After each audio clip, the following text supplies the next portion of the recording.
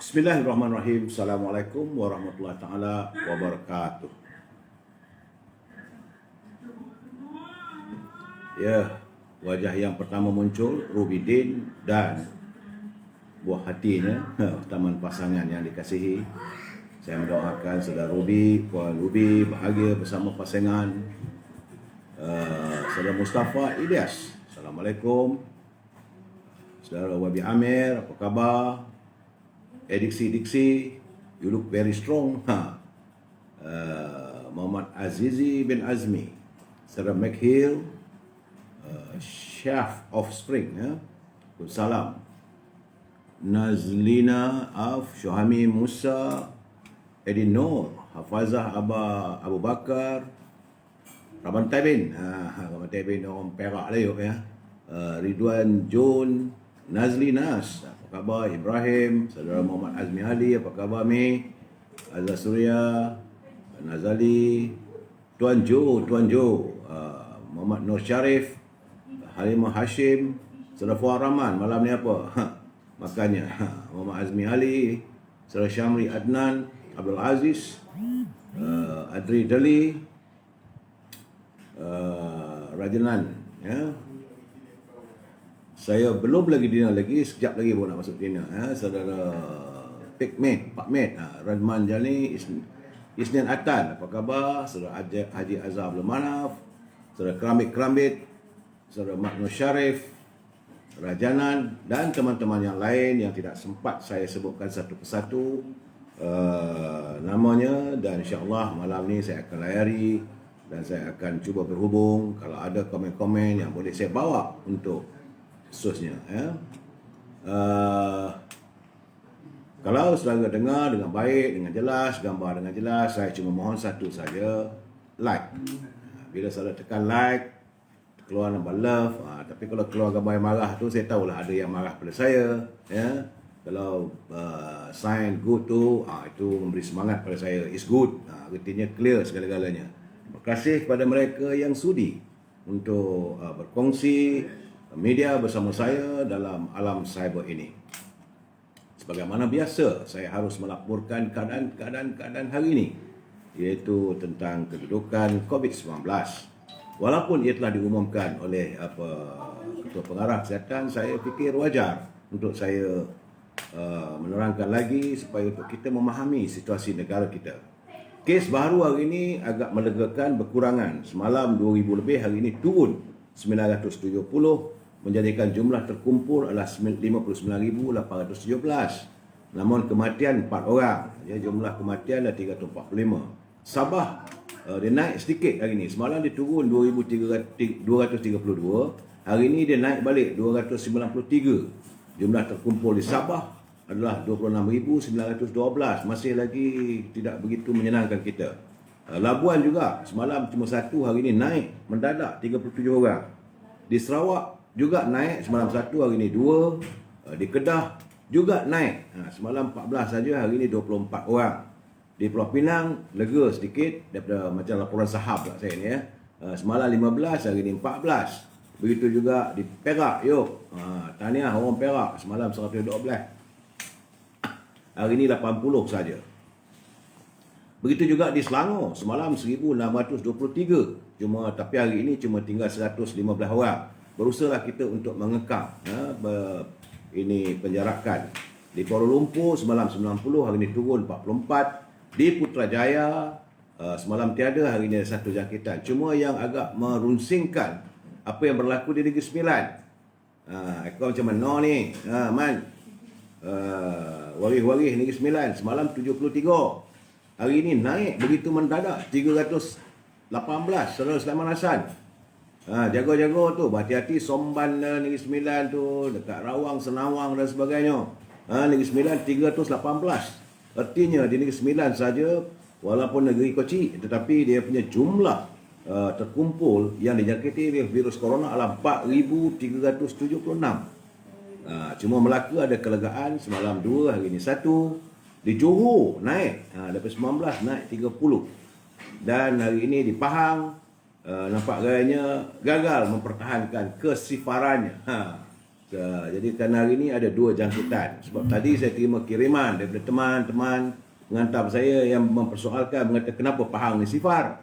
Apakah kerana negeri ini negeri dulu yang Mahalia yang Tuan Agong, maka perlu disifarkan. Saya rasa ini laporan yang jelas, bukan laporan yang dibuat-buat. Sebab itu Pahang hari ini ada 2 jangkitan. Terengganu juga dah 5 hari, 6 hari, tiba-tiba hari ini ada 1 jangkitan. Di Kelantan semalam 6, hari ini naik, itu 8 orang. Dan Perlis, tahniah warga Perlis, buah mangga arom manis kekal sifar. Ya, jadi Perlis sajalah negeri yang paling kecil yang 2 angka saja jangkitannya, berjumlah 43 orang saja sejak virus corona melanda negara kita. Ya. Di Amerika saya perlu melaporkan juga jangkitannya adalah 12,433,676 orang yang mengundang kematian sejumlah 258,172. Dan untuk semalam saja, ya, malam tadi saja, laporan daripada CNN, sehari saja di Amerika 501 mangsa yang tewas, yang menemui ajal kesan daripada virus corona. Jadi ini merupakan gelombang ketiga yang mula melanda di Amerika. Jadi kita khawatir gelombang ini melanda negara kita. Jadi untuk itu eloklah kita berwaspada dan sentiasa menjaga kebersihan diri kita. Usai laporan tentang ini virus corona, saya ada sedikit perkembangan terbaru, iaitu di Stew pagi tadi, iaitu sejumlah 125 orang telah pun dipindahkan. Semalam 40 orang, hari ini naik 125 orang. Ini berhubung dengan banjir, ya. Di Stew telah pun dipindahkan di 6 pusat pemindahan sementara, berbanding dengan malam 24 November hanya 68 orang mangsa saja. Mangsa-mangsa terbabit di Terengganu ditempatkan di PPS Masjid Merbau, Menyusut, kemudian Langkap 24 orang, ya. PPS Sekolah Menengah Kebangsaan Langkap 8 orang, 33 itu daripada 8 keluarga. PPS Surau Mak Bakas di Langkap 6 orang dari sebuah keluarga. PPS Balai Raya Kampung Cik Long, kemudian Bandar Permaisuri 6 orang dari satu keluarga, dan PPS Sekolah Kebangsaan Seri Kasar Langkap iaitu daripada 22 buah keluarga.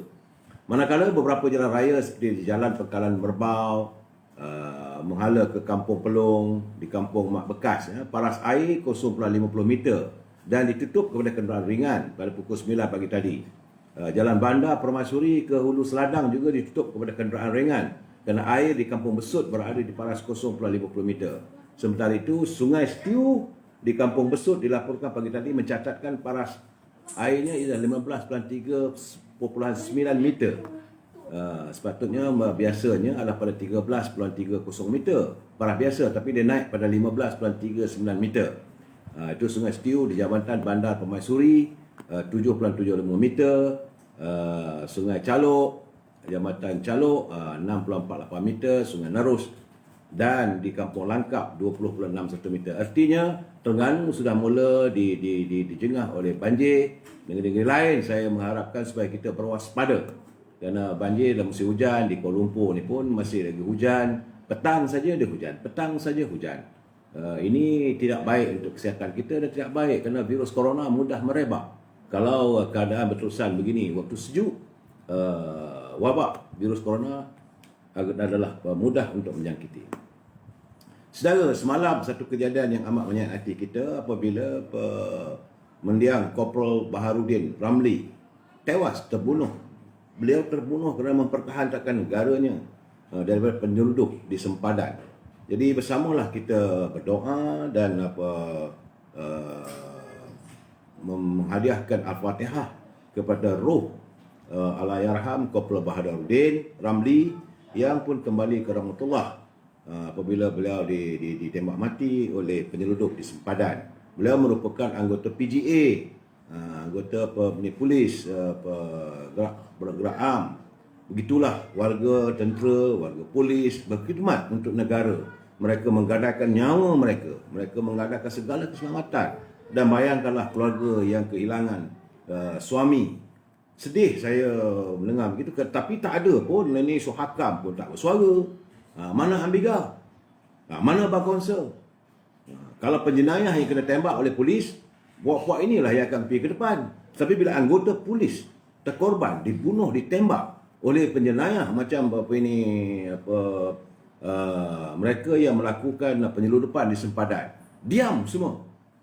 Jadi saya harap warga yang bersama-sama dengan saya, mari kita sedekahkan Al-Fatihah kepada Allahyarham Korporal Baharudin Ramli agar rohnya ditempatkan di kalangan orang-orang yang dikasihi oleh Allah Subhanahu Wa Taala. Al-Fatihah. A'udzubillahi minasyaitonirrajim. Bismillahirrahmanirrahim. Alhamdulillahirabbil alamin arrahmanirrahim maliki yaumiddin. Iyyaka na'budu wa iyyaka nasta'in ihdinas siratal mustaqim. Siratal ladzina an'amta 'alaihim ghairil maghdubi 'alaihim waladdallin.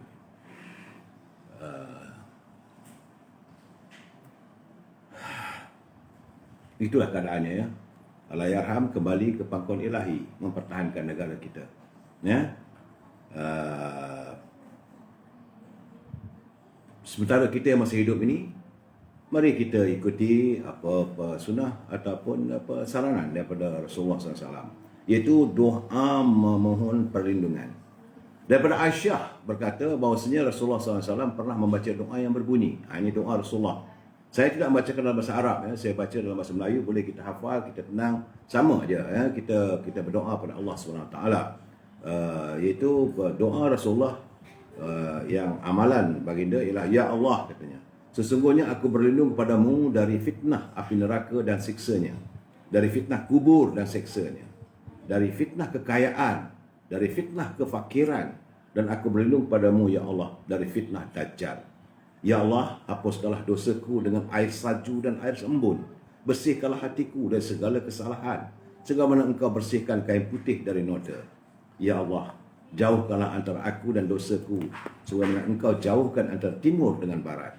Ya Allah, sesungguhnya aku berlindung kepadamu dari malas dan tua pikun yang nyanyuk, serta dari dosa dan beban hutang.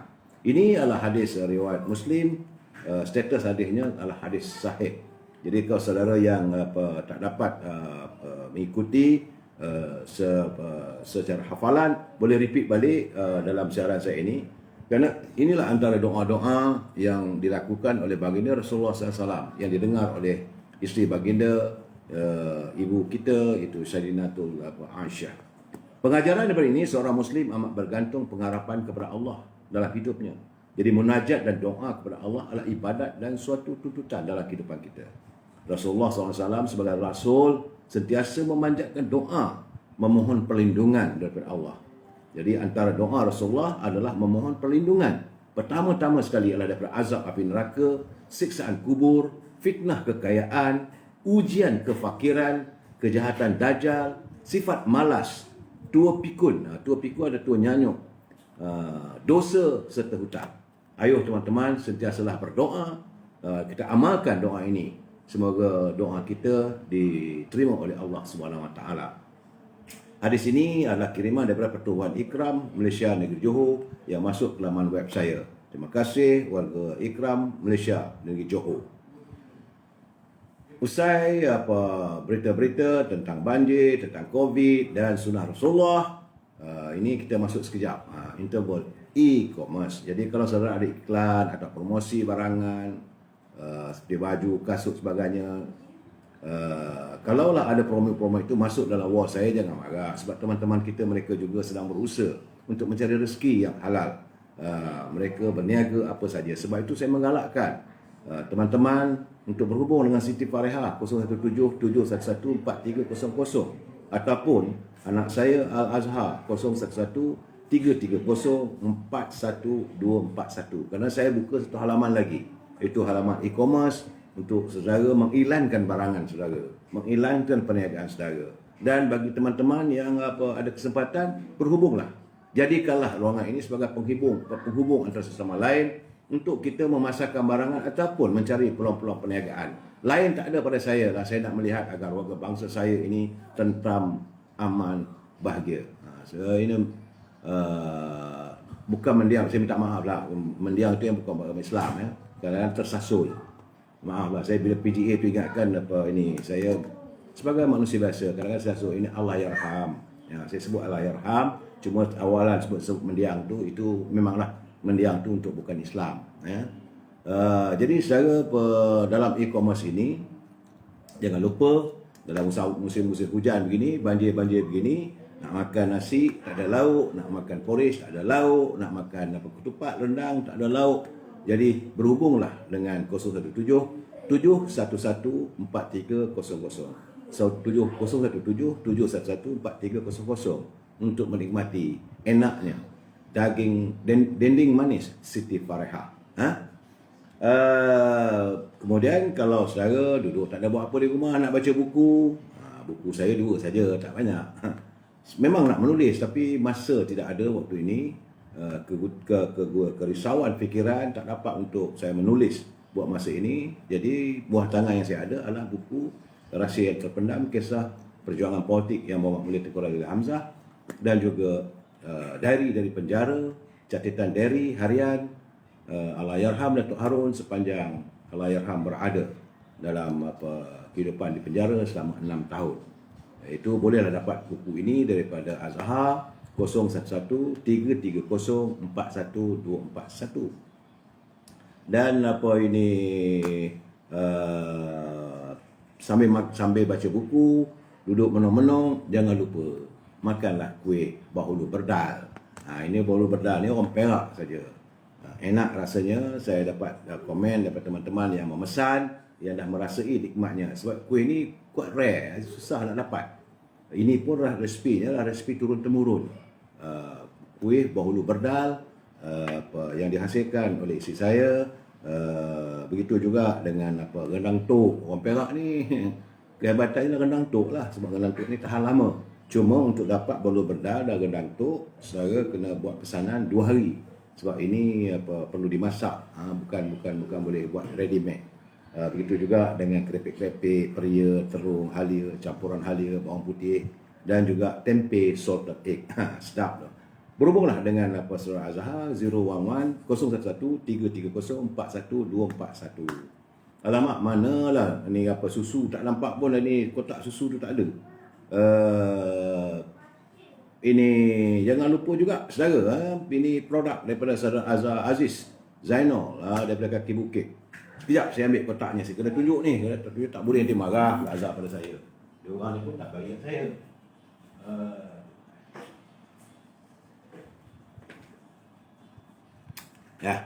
Ni dia.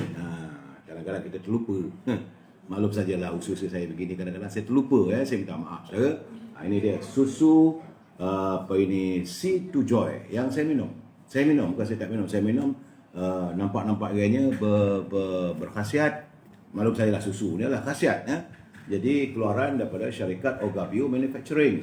Jadi wakilnya ialah Saudara Azhar Aziz Zainal. Ini Batu 6 Suku, Jalan Kaki Bukit, Besri Perlis, Indra Kayangan. Susu Sea to Joy. Kalau saudara untuk mendapatkan susu ini, sila berhubung dengan Azhar Rizal 010 4355 484. 010 4355 484, ataupun saudara Mus iaitu 019 835 6690. 019 835 6690. Ini kalau mereka yang berada di Sabah dan Sarawak. Yalah, mungkin perusahaan saudara Azhar ni sudah mula berkembang. Jadi dia ada seksinya untuk segmen Sabah, Sarawak, Brunei, boleh hubung dengan saudara Mus. Memang susu itu saya nampak, alhamdulillah, muka saya pun nampak merah tak? Saya minum, alhamdulillah, bangun pagi segar.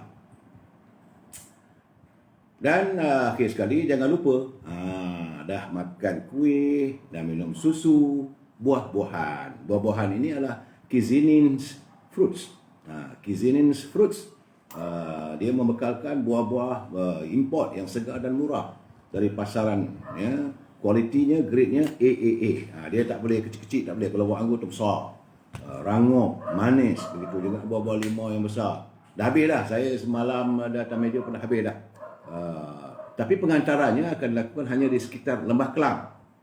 Kalau di luar itu berhubunglah dengan Saudara Syauqi 012 357 5703. Syauqi 012 357 5703. Banyak buah-buah yang dia ada. Dia buah import, buah kiwi, sanggul, yang manis rasanya, strawberry. Dan seronok saya suka ni strawberry yang apple. buah besar-besar strawberry tapi rasa apple. Itu adalah e-commerce. Dan saya boleh hubungi juga Siti Fareha ataupun Azhar yang macam saya nyatakan tadi untuk mengiklankan barangan saudara. Semoga saudara dapat meneruskan perniagaan dalam saat-saat negara kita yang sebegini. Saudara, bab salam impian moratorium dan kumpulan wang simpanan pekerja 10,000. Saya dah berjanji pada diri saya, selagi tidak ada pengumuman, selagi tidak tuntas masalah ini, kita akan menyuarakan, kita menyampaikan salam kepada pimpinan negara, salam impian rakyat, moratorium dan kumpulan wang simpanan pekerja. Tajuk perbincangan kita malam ini, apa yang ingin saya memberi pencerahan adalah selamatkah kerajaan Tan Sri Mahyudin. Ada teman-teman kata, dia kata, why not kita cakap selamat malam lah Tan Sri. Tak, saya kata, kita membuat persoalan, selamatkah kerajaan Tan Sri Muhyiddin Yassin sepanjang sidang parlimen ini. Sebelum saya mengulas, Syami Adnan, untuk makluman Datuk, anggota PGA yang meninggal dunia itu adalah anggota non-Muslim. Macam mana pula non-Muslim? Saya tak tahulah sebab nama dia nama Islam. Tak tahulah saya bagaimanapun saya bila dapat kiriman itu, tak apalah. Saya apalah salahnya kita sedekahkan apa yang patut pada yang telah pergi. Saya fikir bagi saya ini adalah naluri kehidupan. Jadi kita berdoa agar rohnya itu, sebab dia adalah sebagai seorang pejuang yang mati mempertahankan negara kita. Saya amat terkesan kalau siapa-siapa saja yang mempertahankan negara kita, mereka ini adalah yang mengorbankan keringat, darah dan air mata serta nyawa mereka meninggalkan keluarga. Jadi Saudara Syamri Anan, tak apalah, apa kalau saya silap saya minta maaf, tapi sebab saya pun tak tahu dia punya agamanya. Tapi kalau tengok namanya adalah nama orang Islam. Kalau dia bukan Islam, sama-samalah kita bertafakur untuk berasa sedih, menzahirkan rasa sedih kita atas kehilangan seorang anggota.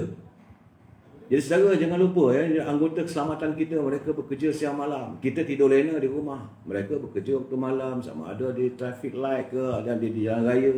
Mereka yang berada di tengah hutan belantara untuk memastikan negara kita selamat. Mereka berada di perairan negara, di Sabah, di Sarawak, di Sempadan. Mereka berada di tengah-tengah hutan macam di Gerik apa semua, di sepanjang kawalan untuk mengelak kemasukan parti dan kemasukan apa mereka-mereka yang mengancam keselamatan negara. Tak apalah sudah ambil darah polis tu orang Datuk, orang asli, tak apalah. Saya kita janganlah kita perdebatkan soal pegangan agamanya, tapi bagi saya adalah anggota. Beliau adalah anggota keselamatan.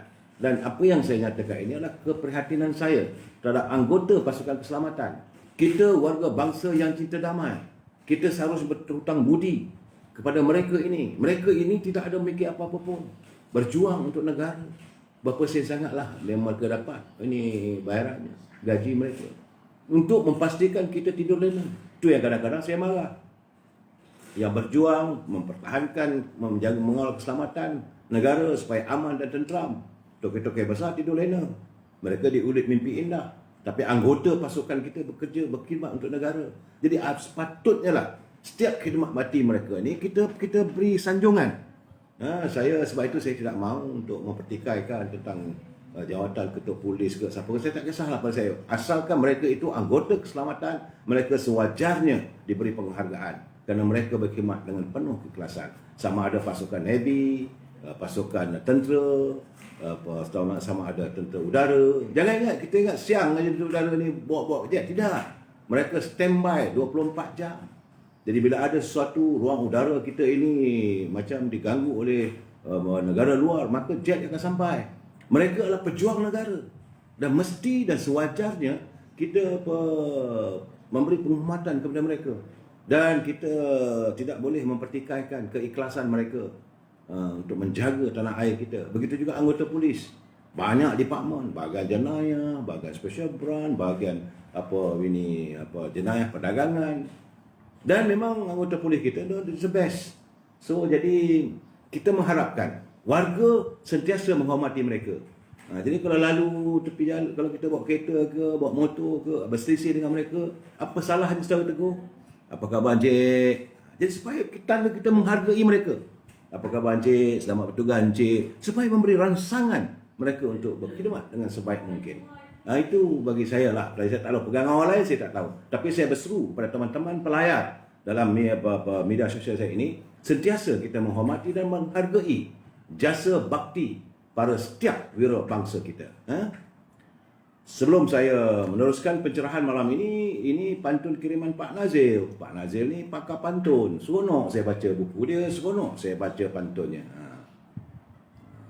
That man, tak clear dah tu. Apa nak buat macam mana tak clear? Suara saya tak clear ke ataupun wajah saya tak clear? Wajah saya tak clear tak apa sebab saya dah minum susu merah. Ini pantun kiriman Pak Nazir, dia kata pucuk palas di atas peti, atas para daun selum. Pemimpin ikhlas mencurah bakti, jarang dibicara rakyat dan maklum. Jadi pemimpin yang ikhlas, pejuang negara yang ikhlas mencurah bakti, jarang kita nak membicarakan mereka atau mau mengambil maklum pada mereka. Ini Pak Nazir menegur kita. Jadi sebab itu saya katakan sentiasalah kita menghargai setiap jasa bakti mereka. Kemudian dia kata mendayung kayak di pantai kota, cantik kotanya sebelah selatan. Orang riak mengumpul harta, jelas dirinya bertemankan syaitan. Mereka-mereka yang riak, yang mahu mengumpul harta bukan dengan jalan mereka. Apa yang berlaku 3-4 hari lepas, saya malah nak mengulas cerita itu. Tapi kalau seorang pegawai hanya gaji 2-3 ribu, boleh ada kereta Rolls Royce dan sebagainya, kita amat mengharapkan agar pihak berwajib, Suruhanjaya Pencegah Rasuah, ambil tindakan pada mereka. Sebab kita negara, warga kita lah warga cinta damai. Jangan kerana 2-3 orang ini busuk nama negara kita satu dunia. Okey saudara? Dan begitu jugalah saya amat mengharapkan supaya kerajaan ni janganlah degil. Ni masalah sampai hari ini ni masih belum ada cerita lagi. Masih belum ada kedengaran apa untung nasib rakyat berhubung dengan kumpulan wang simpanan pekerja. Kenapa mereka janganlah menyanggah suara rakyat. Apa yang disuarakan oleh Datuk Seri Najib, apa yang disuarakan oleh Datuk Seri Zahid Hamidi, apa yang disuarakan oleh pimpinan-pimpinan daripada UMNO Barisan Nasional, ini adalah kita menyantuni suara rakyat. Jadi pimpinan negara jangan menyanggah suara rakyat. Turunlah. Cubalah turun ke gelanggang, lihat bagaimana rakyat berkelut dan berjuang untuk meladani kehidupan. Dalam saat-saat begini, dalam saat COVID-19, dalam musim hujan begini, bagaimana sukarnya rakyat menghadapi suasana yang begitu tertekan. Jadi kenapa masih lagi membisu? Saya pun tak faham. Sebab itu saya katakan, zaman ini bukan zaman ego. Pemimpin jangan tunjuk lagak. Ini bukan zaman ego. Kerana ini cadangan daripada UMNO. Tak boleh, ini saya pimpinan daripada PPN, Parti Perubumi Bersatu ataupun daripada PPN, tak mau dengar cakap. Kalau nak bagi pun kemudian lah. Ini bukan zaman untuk kita ego. Pimpinan kena tumpukan pada COVID-19. Selesaikan masalah COVID-19. Pimpinan kena tengok kehidupan rakyat. Kerana saya gusar apabila WHO meramalkan. Ini ramalan daripada World Health Organization ataupun bahagian kesihatan dunia. Di bawah bangsa-bangsa batu, dia kata meramalkan akan berlaku gelombang ketiga. Kalau berlaku gelombang ketiga, COVID-19 ni akan meningkat. Jadi sepatutnya sekarang ni pimpinan harus memikirkan situasi menang-menang. Kita menang menangani COVID, kita menang menangani kehidupan rakyat. Jangan ketepikan segala ego kita. Jadi sebenarnya sebab itu saya terpanggil terngiang lagi sebagaimana apa yang disuarakan oleh Datuk Zahid Hamidi dalam perdebatan di Parlimen 3 hari minggu lepas. Dia kata adalah kejujuran dalam politik. Setiap pemain politik, setiap pemimpin politik perlu jujur. Saudara Yahya Sudin, saya bukan hantam kerajaan. Saya tak ada hantam kerajaan, saya menyeru. Kalau saya sentam, saya maki hamun. Tidak, saudara Yahya Sudin. Saudara nak angkat Tan Sri Muhyiddin terpulang pada saudara. Saudara nak mengangkat menteri-menteri yang ada terpulang pada saudara. Saya melahirkan suara rakyat. Ini rakyat di bawah. Susah. Masalah sekarang ni tertangguh-tangguh lagi. Hari ni saya tunggu lagi dekat Parlimen. Saudara Jamalia Sabran, pemimpin yang perlukan rakyat masa pilihan raya. Itu yang saya katakan. Janganlah dilayan rakyat begitu. Saudara nak bela, saya tidak membelasah kerajaan, tidak. Tapi kita menuntut keprihatinan pimpinan kerajaan. Buat apa saya nak marah kerajaan? Kerajaan ni kerajaan Yang Maha Pelaku Agong. Kita bukan menentang kerajaan. Kita merasakan bahawa pimpinan tidak peka, tidak melihat suasana rakyat. Rakyat yang hidup mereka tertekan. Kesan daripada kemerosotan, kemeruduman ekonomi dunia dan ekonomi negara. Kita tahu benda begitu. Kita bukan tak tahu, rakyat bukan tak tahu. Sebab itu rakyat pun tak minta yang bukan-bukan. Cuma janganlah mereka nak melayan rakyat sebagai pengemis. Itu saya marah. Jadi kemarahan saya, yang saya lampiaskan, yang saya lafazkan, bukanlah saya nak hentam kerajaan. Saudara jangan, don't get me wrong. Saya bukan nak hentam kerajaan. Saya warga yang cinta damai. Saya warga yang mahu melihat bahawa kedamaian kehidupan rakyat disantuni, kehidupan yang harmonis. Bukan kita nak cari bergaduh sebagainya. Sebab saya katakan, tidak WHO meramalkan akan berlaku gelombang ketiga. Kalau gelombang ketiga berlaku, apa lagi kehidupan rakyat? Sebab rakyat yang rakyat tak, saudara kena ingat, ketua keluarga, dia pening memikirkan. Kerana warga keluarga dia pagi besok dia nak tengok apa makanan, apa juadah ada di atas meja. Waktu makan tengah hari, apa yang ada nak disajikan? Cukup ke duit nak beli makanan? Saya menyedarkan pimpinan mereka yang bernama menteri. Pastikan makanan ada, stok barangan makanan ada. Saya bukan hentam kerajaan. Saya mengingatkan. Tapi kalau saudara merasakan ini menghentam, terpulang. Bagi saya, siapa makan cili, dia terasa pedas lah, nak buat macam mana? Kalau mereka tak lakukan. Berkali-kali saya dah cakap. Bukan sehari, bukan 2 kali. Beberapa dasar perlu diubah. Saudara-saudara, betul ke Datuk? Esok tak ada pengundian. Ini yang saya nak sampaikan. Bila saya cakap benda begini, orang kata saya hentam kerajaan. Tidak. Sepatutnya besok ada pengundian. Tentang berhubung dengan bajet. Rakyat nak tunggu. Lulus ke tak lulus ke? Nah, dianjakkan pula pada kemungkinan hari Isnin atau Selasa. Alasan? Kerana banyak kementerian menteri tak menjawab lagi persoalan dibahaskan. Jadi ini saya rasa kita melihat, rakyat dapat melihat percaturan apa yang kamu lakukan. Jadi saudara Mak Zamzlan, ialah berapa nada kita buka minda kita. Saya nak bagi pencerahan tentang apa yang berlaku di Parlimen. Sepatutnya besok berlaku pengundian menentukan sama ada bajet ini terima atau tidak. UMNO tuntutannya tidak lain dan tidak bukan adalah mahukan supaya bajet ini diperbetulkan. Ada yang tak betul. Takkan kita nak terima bulat-bulat. Dan tuntutan UMNO, dia syarat UMNO mudah saja. Dengar suara rakyat. Selagi kerajaan mendengar denyut nadi rakyat, selagi itulah UMNO akan menyokong. Jangan lupa UMNO bukannya menentang kerajaan. Ahli-ahli Parlimen UMNO semua sokong kerajaan Nazimuddin. Saudara nak marah saya pasal apa? Saya mensuarakan. Saya bukan nak menggalakkan rakyat menentang kerajaan. Tidak. Saya kata jangan kita ambil tindakan. Berdoalah kita. Kita mengharapkan sesuatu yang baik. Tapi cuma saya akan rasa tersinggung kalau mereka berada bersama bernama pemimpin memperolokkan rakyat. Mempersendakan untuk nasib rakyat. Ini yang membuatkan kita marah. Kita tak kata kerajaan. Saya kata pimpinan kerajaan.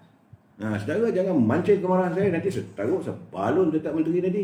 Sebab saya melihat menteri, apa yang berlaku di Parlimen. Tak habis-habis nak jawab for the sake of jawapan. Rakyat tertunggu, apa ni? Dan akhirnya kita dapat dengarlah, tengok tadi, Bank Negara mengeluarkan kenyataan bahawa moratorium ini boleh dilanjutkan. Tapi tak jelas. Hanya satu para yang saya baca. Apa benda ni saya kata? Itu pun dikeluarkan selepas pertemuan antara Presiden UMNO dan Tan Sri Tengku Zafrul. Bagaimana dengan tuntutan rakyat minta EPF? Bukan tuntutan lah saudara. Ini bukan tuntutan. Saudara, ini bukan tuntutan, ini permintaan. Kami nak keluar duit kami. Itu saja kerana kami memahami. Kerana rakyat memahami kesukaran kerajaan. Kita amat memahami bahawa kerajaan tidak mempunyai peruntukan yang cukup. Kita tahu ekonomi yang begitu merosot. Kita tahu ekonomi merudum. Jadi okeylah. Rakyat tak minta lah, tak apalah, tak bagi dengan bantuan prihatin dan sebagainya. Tak apalah. Berilah kami keluarkan wang kami yang adalah simpanan. Itu saja. Bukan lebih daripada itu. Saya mempertikaikan dulu masa bagi kami apa. Kalau saya ingat, buka balik. Saya tak silap saya, awal-awal dulu siaran saya menyatakan bahawa memang Tan Sri Muhyiddin membuat perumahan yang baik berhubung dengan bantuan keprihatinan, bantuan prihatin rakyat. Saya ingat lagi, bukan saya tak ingat, bahawa kerajaan mempertukar beberapa bilion, malah nak sebut figure tu lah. Rakyat pun nak ambil tahu berapa bilion. Dan setiap orang dapat 1,600. Ayatnya lah tidak terkecuali. Tetapi cara penyampaiannya itu tak sampai. Sebab itu saya mengatakan bahawa kalau ini keadaannya, tunggu bulan September nanti, rakyat akan makin hamun. Sebab tak dapat. Tambah-tambah lagi, bila moratorium dah habis, tamat. Tentulah rakyat itu tertekan. Jadi ini yang kita nyatakan. Dan sekarang ni tak tahu lagi. Bantuan ada ke tak ada. Macam mana? Daripada cara pelaksanaannya tu, bagi saya tak betul. Kerana kita ada sistem yang cukup ada. Big data. Data yang ada pada kerajaan, itu dalam EPF. Dalam apa SOKSO. Kebajikan masyarakat. Perlu apa nak tekan lagi dalam untuk menggunakan sistem email dan sebagainya. Kenapa disusahkan rakyat? Bagaimana rakyat yang tak ada internet, tak ada line? Mesti online, tak boleh pergi berjumpa. Bukalah kaunter. Ada pejabat daerah di daerah. Paling tidak kalau nak bagi kesenangan untuk mudahkan rakyat, buka kaunter dekat pejabat daerah supaya mereka dapat pergi mendaftar. Apa salahnya? Ndak seribu daya, tak nak seribu dalih. Ini yang membuat saya marah. Fikirkanlah. Gunakanlah segala aparatus yang ada. Kementerian ada. Menteri ramai. Bukan seorang. Menteri, di mana menteri 70 orang. Yang terramai dalam sejarah kita. Negara kita kecil. So, gunakan pejabat daerah. Letakkan 5-6 orang kaunter. Okey, datang daftar. Selepas daftar je, tempoh 1 hari 2 hari akan dapat. Ini tidak. Mesti daftar online. Mesti kalau sebuah keluarga tu, 1 orang saja dapat. Kalau dia ada keluarga, 1, 2, 3 keluarga. Kalau isteri 1, isteri 2, isteri 3, macam mana? Tak dapat yang lain. Kemudian, anak-anak muda. Ya, saya suarakan bertiap-tiap malam. Saya katakan, mereka yang belajar di college community, tak dapat sekupang pun. Usia mereka 21 tahun. Kenapa mereka dikecualikan? Ini masalahnya. Jadi bukan saya nak bantai kerajaan, bukan saya nak marah pada kerajaan. Tidak sama sekali. Saya menegur dan saya menzahirkan suara rakyat. Nah ini, kita kena ingat ya, dalam keadaan sekarang, keadaan COVID apa semua, contohnya, apabila pihak berwajib masih lagi membiarkan pekerja-pekerja, syarikat apa saya tak tahu, saya malah nak sebutlah syarikat tu, ramai pekerjanya yang ada jangkitan COVID-19, sepatutnya tutup terus kilang tu. Oh tidak, kalau kita tutup tak boleh berniaga lah, dia susah. No, benda dah sekarang ancaman. Jangan kita fikirkan antara keuntungan lawan dengan kesihatan. Yang paling penting kesihatan rakyat. Kesannya apa? You biarkan lagi syarikat itu beroperasi, biarkan lagi dengan pekerja-pekerjanya, syarikat, pemilik syarikat, walaupun syarikat antarabangsa, they have to follow, mereka kena ikutlah kita bicara rule and regulation kita. Ini keadaannya. Saudara memancing amarah saya dah cakap dengan baik, nak cakap dengan baik.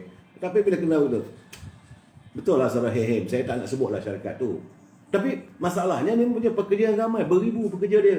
Sepatutnya bila ada diktat, apa yang dapati pekerja itu, tambah-tambah lagi, itu warga asing. Yang kita benarkan mereka bekerja. Tak ada apa, tak ada masalah. Tapi bila ada diktat, dia ada membawa penyakit COVID-19, sebelum dia menjangkit apa semua, tutup dulu pemis tu. Seal. Ini terbiar. Bila terbiar begitu, benda merebak. Akhirnya semalam mendebarkan kita. Tiba-tiba naik 4 angka sampai 2,000 lebih. Alhamdulillah lah sekarang lah kurang lah hari ni. Tak bagi kita yang paling penting kesihatan rakyat, keselamatan rakyat dan kesejahteraan rakyat. Yang saya tuntut saban malam setiap hari lain tak ada. Saya memberi pencerahan, saya dalam waktu sampai saya memberi pencerahan, saya menuntut pimpinan. Dengarlah. Jangan sebab saya kata, jangan pekak tuli, jangan pekak badak. Rakyat susah. Carilah jalan, carilah ikhtiar. Bagaimana nak bantu rakyat? Saudara menjadi pemimpin, saudara bertanggungjawab kepada rakyat saudara. Jangan saudara jumpa dengan rakyat pada setiap kali ada pilihan raya.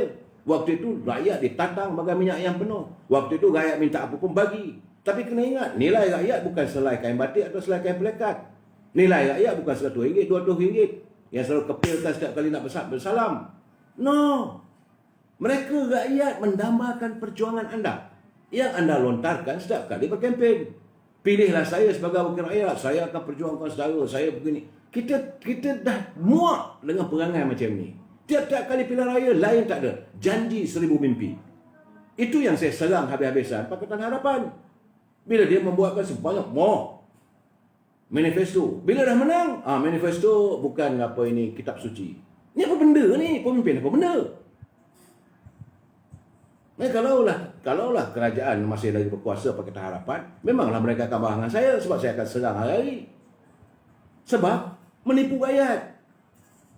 Jangan dibohongi rakyat. Betul saya cuma jangan bagi janji kosong. Sebab itu bila naik pentas politik, fikir di kawasan itu perlu apa? Keperluannya apa? Rakyatnya macam mana? Kamu bercakap dari segi kalau menjaga pentadbiran negara, nakkan kuasa dianjung kuasa di Seri Perdana. Apa yang ingin kamu lakukan?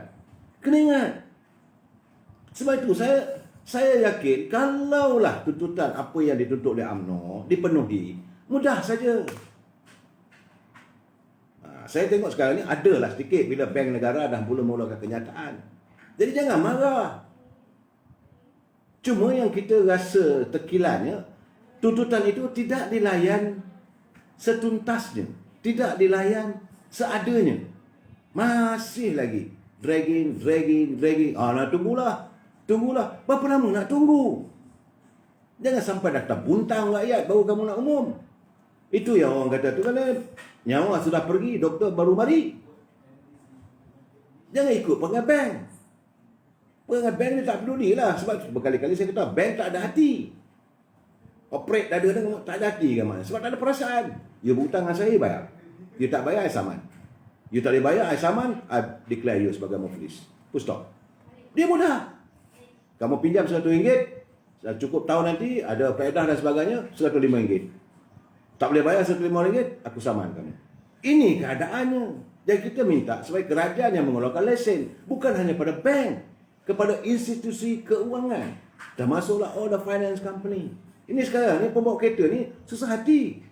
Sebab nak bayar duit tak ada.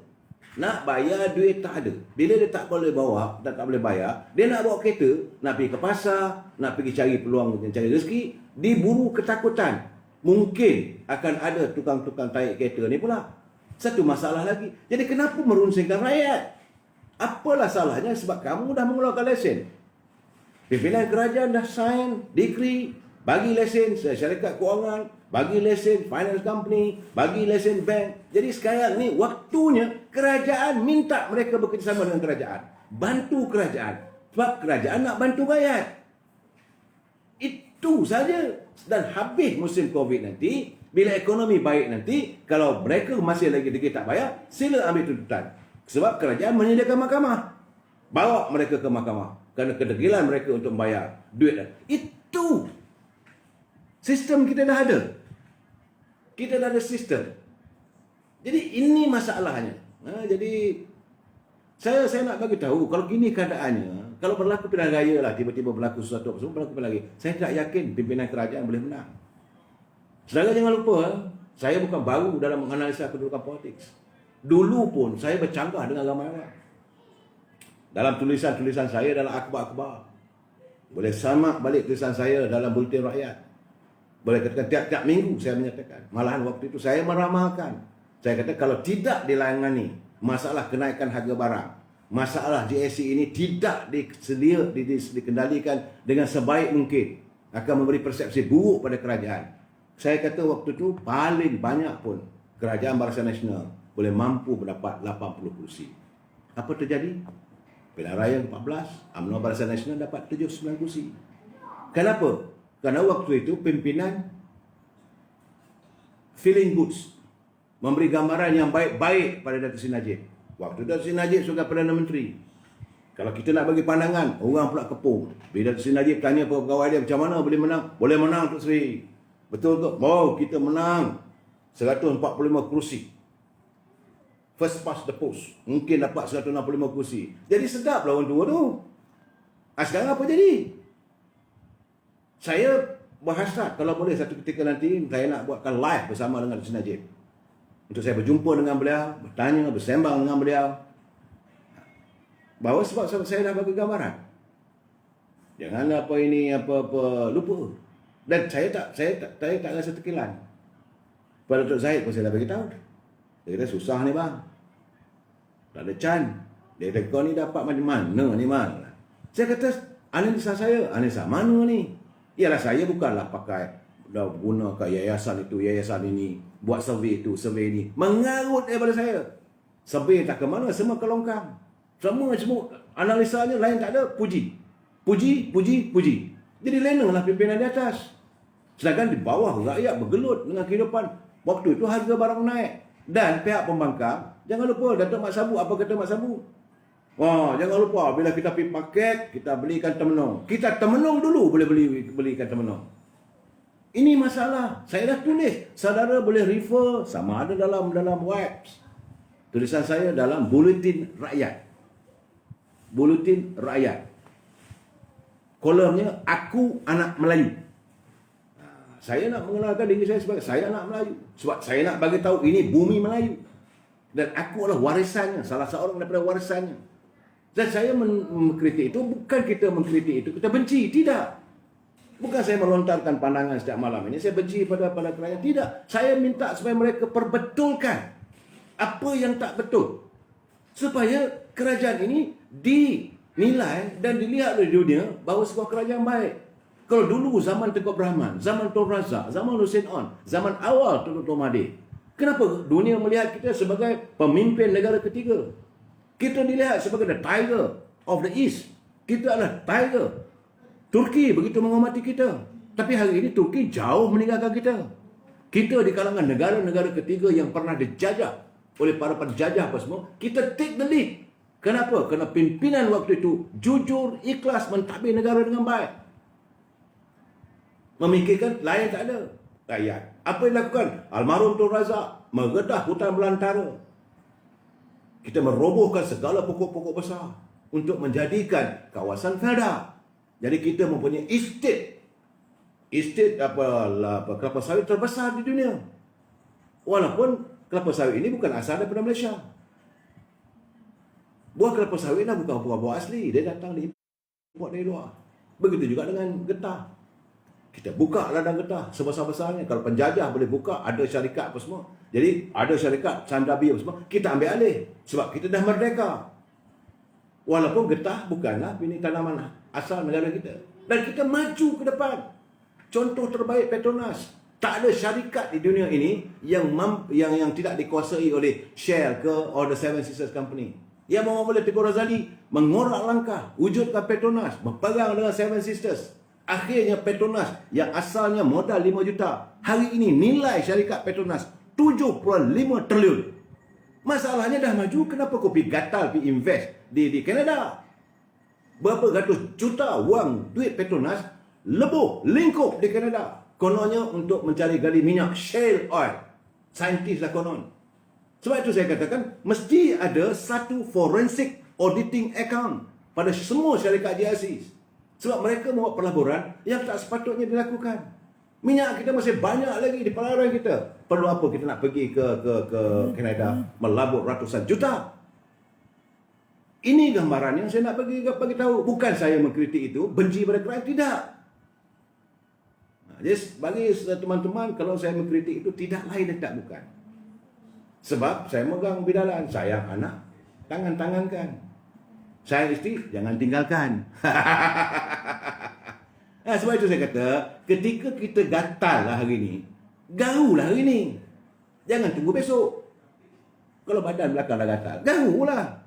Kau biarkan hari ini bersemumeh, kata orang Perak. Bercala-bala lah di belakang tu. Tunggu besok. Apa pun tangani hari ini. Kadang-kadang saya duduk seorang menung, saya teringat. Memanglah nampak kelakar. Macam apa ini Sami Medu. Waktu dia merasmikan Jabatan Pos Malaysia. Memang ketawa. Tapi beliau menzahirkan bahawa kerajaan mesti bertindak. Kaki tangan pos Malaysia mesti bekerja dengan sebaik mungkin. Dia kata semua surat ini hari pos semalam sudah dapat. Jadi saya ketawa benda tu, tetapi memanglah benda tak logik. Tapi begitulah hasratnya.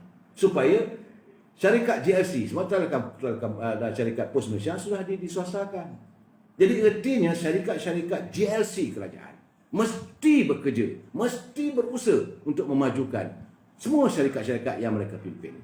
Jadi sebab saya kata, kerajaan kena dengarlah tuntutan UMNO. Terus kalau tak dengar, nanti bajet akan ditolak. Kita bukan nak tolak bajet. Kita worried. Kalau tak dengar cakap begini, UMNO tak ada jalan lain. Demi untuk rakyat, maka UMNO harus bertindak. Tuntutan rakyat. Kalau kamu menyelesaikan masalah rakyat, kita akan sokong. Sebab kehadiran UMNO, pimpinan UMNO dalam Kerajaan Perikatan Nasional hari ini, bukan mereka sebagai pemerintah. Bila pembentukan itu, UMNO, ahli-ahli Parlimen UMNO menyokong. Itu saja. Lepas itu kamu nak lantiklah, tak ada masalah. Tetapi tidak boleh dikatakan ini kerajaan UMNO atau kerajaan Barisan Nasional. Tak boleh. Kena hayati ucapan daripada Presiden UMNO, Datuk Seri Zahid Hamidi. Berkali-kali dia kata, wakil-wakil rakyat UMNO menyokong pimpinan Tan Sri Muhyiddin sebagai Perdana Menteri. Masuk pilihan raya nanti, kita bertandinglah. Demokrasi. Tapi janganlah dilihat UMNO ini sebagai musuh. Dah kita sokong, dah kita dukung, cakap kita kamu tak nak dengar. Ini yang saya kata, bakal. Orang dah sokong, orang dah bantu, kamu naik sebagai Perdana Menteri. Kau biarkan lagi. Tuntutan UMNO tak susah. Salah simbat, isap dada. Ini kadang-kadang saya kata bahawa pemimpin dahulu walaupun lucu apa orang macam apa Sami Belu. Saya teringat sebab waktu tu saya jadi wartawan. Bila jumpa dengan beliau apa semua, kita kalau boleh kita mau hantar orang, tak mau supaya ke Amerika. Kenapa Datuk? Kita mau mendahului Amerika. Macam mana kita hantar orang tak mau pergi bulan? Habis kita orang hantar pergi matahari. Pula dah. Kita kata matahari itu panas je sih. Mana boleh. Tak apa, jangan susah. Kita hantar waktu malam. ini dia punya slogan. Kadang-kadang saya gelak juga. Jadi retinya dia kata bukan masuk matahari, mana kita menguasai dunia cakrawala. Sudah sampai waktunya negara kita yang maju waktu itu, kita sebagai pendahulu kepada negara ketiga, kita menerokai dunia sains dan teknologi. Menerokai bidang yang terlepas.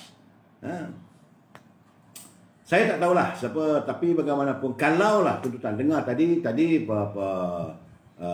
Presiden UMNO, Presiden UMNO dah berkali-kali kata bahawa kena ingat kita berbudi. Dan kerajaan pimpinan Sri Muhyiddin perlu membalas budi. Budi yang dituntut oleh UMNO bukan balas pada kita, bukan balas pada ahli-ahli UMNO, tidak, balas pada rakyat. Kerana selalu saya katakan UMNO itu perjuangan. UMNO sebuah parti perjuangan. Perjuangan UMNO tidak lain tidak bukan adalah memperjuangkan agama, bangsa dan tanah air. Jadi apa yang kita tuntut adalah perjuangan untuk rakyat. Jadi balas budi pada UMNO, balaslah budi pada rakyat. Apa yang UMNO tuntut itu bukan benda yang susah. Ikut saja selesai masalah dan kita pun tak marah. Kita pun suka hati tengok rakyat. Musim pilihan raya akan datang, itu soal lain. Jadi kena ingat, kena tengok. Ini Saudara Nordin Ramli, kerajaan PN dah kelamayo dah betul. Kelamayo, bukan kelamayo, kelamayo kata orang Perak. Dah kelamayo ni. Dah tak ada buat apa. Sebab saya kata dah cacat merbak. Dah sempang peranang. Jadi kenapa susah sangat nak dengar? Sebab UMNO juga merasakan kalau tidak nanti UMNO pun terpalit. Sebab UMNO Barisan Nasional turut bertanggungjawab menyumbang saham dalam pembentukan kerajaan. Dengarlah sikit. Kena ingat, kalau kita anggapkan negara sebagai rumah itu sendinya Melayu. Sendi rumah yang besar ini adalah Melayu Islam. Di mana tongkatnya apa semua, dia punya tiang-tiangnya UMNO dan PAS. Jadi, budi itu, kalau kita orang Melayu ni, memanglah sebab kita ni orang Melayu mengizinkan selain-lain kaum duduk dalam negara kita apa semua tu. Budi ini perlu dibalas. Cara nak membalas budi pada sendi rumah itu, Melayu Islam ni, jagalah orang Melayu. Bukan saya rasis, tidak. Jaga rakyat.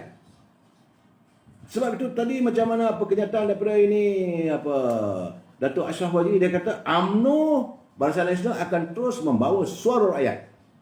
Lebih-lebih lagi berhubung dengan EPF dan moratorium. Tengah hari tadi sebenarnya selepas dalam masa sidang parlimen, patutnya Tan Sri Muhyiddin berjumpa, dia tak nak jumpa pun. Dia main hantar wakil aja. Iaitu Tengku Zafrul berjumpa dengan Datuk Sri Zahid Hamidi sebagai Presiden UMNO, Sri Agung UMNO Datuk Ahmad Maslan, lepas tu Datuk Sri Saidah Kasim sebagai pengurusi backbench. Dihantar juga ini bersama dengan Tajuddin membincangkan. Tak tahulah, tapi dengar-dengar katanya mungkin ada khabar baik. Tapi soalannya kenapa dipendamkan lagi?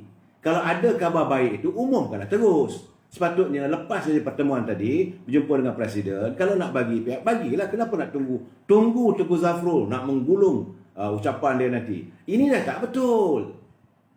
Tunggu punya tunggu, tunggu punya tunggu, tunggu punya tunggu. Buah tak gugur juga. Kalau dapat, rakyat tengah tak sabar ni. Akhirnya apa berlaku? Tiba-tiba hari ini Dr. Mahathir menghantar surat kepada Speaker. Apa kata Dr. Mahathir? Beliau secara terang dan lantang menyatakan kumpulannya, tak ramailah, lebih kurang 6 orang, tidak akan menyokong bajet. Ini kenyataan surat yang dihantar oleh Dr. Mahathir kepada Speaker. Artinya sekarang ni Dr. Mahathir sudah mengikut jejak Tengku Razali Hamzah. Permasalahan yang diutarakan sama. Sebab 2 hari lepas Tengku Razali sudah pun hantar surat kepada Speaker. Kerana beliau tidak akan turut serta dalam perbahasan belanjawan. Kenapa? Faktanya kerana Speaker tidak membenarkan legitimacy of the Prime Minister. Keabsahan Perdana Menteri itu, Kerajaan Perikatan Nasional ini dibuktikan di Parlimen. Itu saja. Baik, kalau ini berlaku, ini masalah sekarang ni. Kalau awal-awal dulu saya ingat tak ada masalah bajet ni. Tapi saya tengok, saya balik dan melesat kira. Sekarang ni, kalau berlaku pengundian, UMNO saja tidak mampu membantu kerajaan Tan Sri Muhyiddin Yassin. Selamatkah kerajaan beliau? Sebab saya kira 6 orang daripada Parti Pejuang bersama dengan beliau adalah 11 orang ahli amanah. Dah jadi 17 orang. 17 orang campur dengan PKR, Parti Keadilan Rakyat. Ada 39 orang. Campur lagi dengan 42 daripada Parti DAP. Campur lagi 5 orang bekas ahli parlimen yang mengikut Azmin Ali yang sudah patah balik bersama dengan Datuk Seri Anwar Ibrahim. Jumlahnya 103 orang. Tengku Razali dah nyatakan dia tidak akan ambil campur. Berarti 104 orang. Bagaimana dengan warisan daripada Sabah? Ini yang kita kira daripada Semenanjung saja. 104 dah tak mau. Warisan macam mana? 7 orang. GPS macam mana? 14 orang. 7 campur 14, 21. Kalau 21 campur 104, ada 125 orang. Sedangkan ahli parlimen yang ada sekarang ni 220. Jadi macam mana UMNO nak membantu? Kalau dengar cakap UMNO dari awal dulu, tak timbul masalah ni. Sebab itu saya kata semua ahli parlimen kena teliti. Teliti secara mendalam apa sebenarnya, isu apa yang dilontarkan oleh Tengku Razali. Dia tak ada kata apa, cuma dia melontarkan keabsahan, legitimasi Tan Sri Muhyiddin sebagai Perdana Menteri. Benar, beliau dilantik oleh Yang Tuan Agong, tetapi perlu mendapat pengesahan di parlimen. Ahli-ahli parlimen, berapa sokongan kamu dapat? Kalau kamu boleh dapat 103 orang, okey. Sekarang ini menjadi persoalan tanda tanya. Itu masalah yang dihadapi oleh Tan Sri Muhyiddin. Dan saya tak nampak Tan Sri Muhyiddin boleh diselamatkan. Sebab itu maknanya orang membuat persoalan, membuat persepsi. Oh, padahlah ditangguhkan. Padahlah tak bagi semua ahli-ahli parlimen masuk. Alasan COVID. Padahlah. Ini menimbulkan persepsi, saya katakan. Kenapa dibiarkan persepsi itu berlaku? Sebab itu, Datuk Seri Anwar Ibrahim dia menuntut pada speaker, dia kata waktu hari pengundian kena bagi semua masuk. Speaker kata, yes, semua orang boleh kena masuk. Dan sepatutnya besok. Tapi saya dengar kabarnya, alasannya kerana menteri-menteri, ada lagi menteri, lebih kurang dalam 14 orang menteri tak boleh selesai lagi dia punya menjawab persoalan yang dibangkitkan oleh ahli-ahli parlimen. Bagi saya, kalau adakah pengundian, tak ada masalah. Soalan, jawapan boleh dibuat secara bertulis. Tiap menteri bagilah mana apa yang ini hantar buat ke secara media. Boleh. Tetapi ketakutan sudah menghantui. Dan saya dengar kabar bahawa masih lagi berlaku tawar-menawar, jual beli.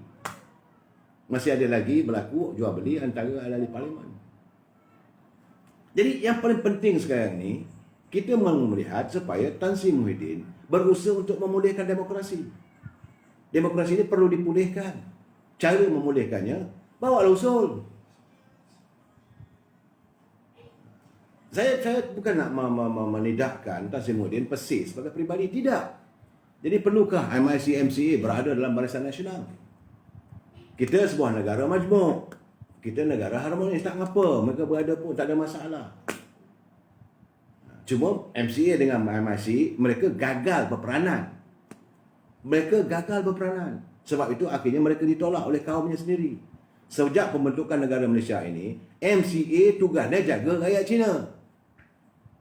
Rakyat-rakyat keturunan Cina perlu dipelihara dan disantuni oleh pimpinan MCA. Tapi mereka juga pun sama. Lebih teruk daripada UMNO ni. Neglect dia punya warga Cina. Akhirnya mereka marah. Bila marah, datang parti DAP. Mereka menyokong DAP.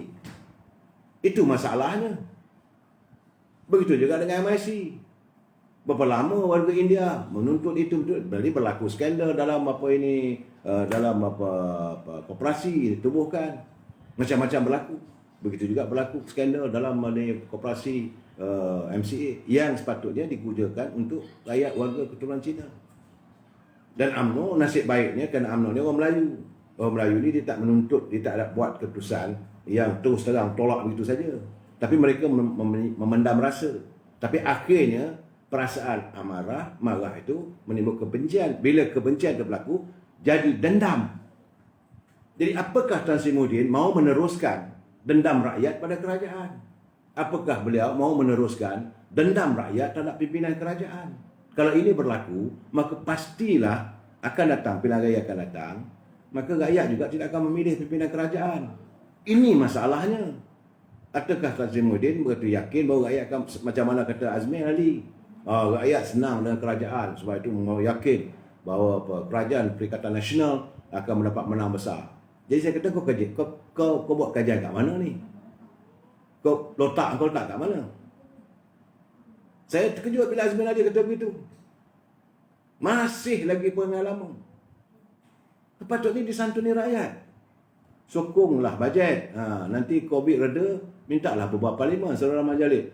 Itulah kita dia masalah sekarang ni sebab kedegilan pimpinan hari ini untuk menyantuni rakyat. Jadi orang Melayu dah geram sangat, padan kamu ke?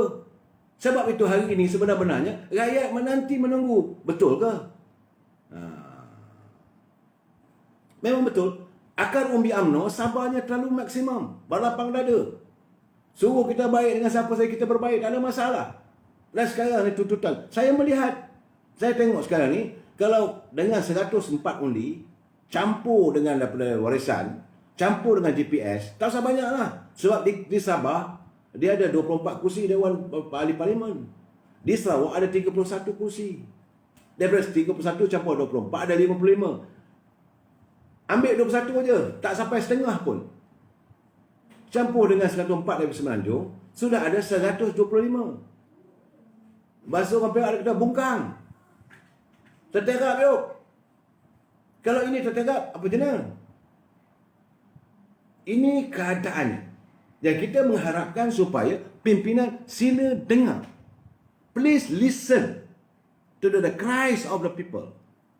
Tolonglah dengar jeritan kepedihan hidup rakyat. Santuni rakyat, anda akan selamat. Selagi anda menyantuni kehidupan rakyat, setiap kali anda menjaga kehidupan rakyat, maka setiap kali itulah anda pasti akan dijaga oleh rakyat. Dan anda akan dipertahankan oleh rakyat. Tidak mungkin orang Melayu ni tak reti mengenang budi. Jauh sekali untuk memberontak, jauh sekali untuk menderhaka kepada orang yang berbudi kepada kita. Melayu itu indah orangnya. Menegur dalam keadaan gurauan. Kalau marah pun dalam senyuman. Lain tak ada. Jadi kita jumpa lagi malam esok. Wabillahi taufiq wal hidayah. Assalamualaikum warahmatullahi taala wabarakatuh. Selamat malam.